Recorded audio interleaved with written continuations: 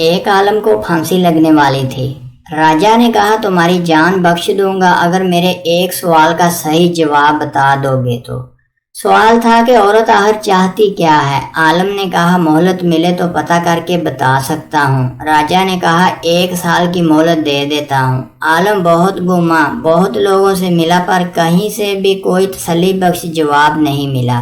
آخر میں کسی نے کہا دور جنگل میں ایک چڑیل رہتی ہے، وہ ضرور بتا سکتی ہے اس سوال کا جواب۔ عالم اس چڑیل کے پاس پہنچا اور اپنا سوال اسے بتایا۔ چڑیل نے کہا کہ میں ایک شرط پر بتاؤں گی، اگر تم مجھ سے شادی کرو۔ اس نے سوچا صحیح جواب نہ پتا چلا تو جان راجا کے ہاتھ جانی ہی ہے، اسی لیے شادی کی رضامندی دے دی۔ شادی ہونے کے بعد چڑیل نے کہا چونکہ تم نے میری بات مان لی ہے تو میں نے تمہیں خوش کرنے کے لیے فیصلہ کیا ہے کہ 12 گھنٹے میں چڑیل اور 12 گھنٹے میں خوبصورت پری بن کے رہوں گی۔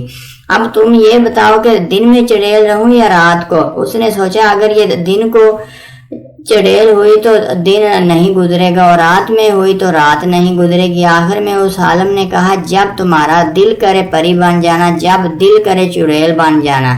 یہ بات سن کر چڑیل نے خوش ہو کر کہا چونکہ تم نے مجھے اپنی مرضی کی چھوٹ دے دی ہے تو میں ہمیشہ ہی پری بن کے رہوں گی۔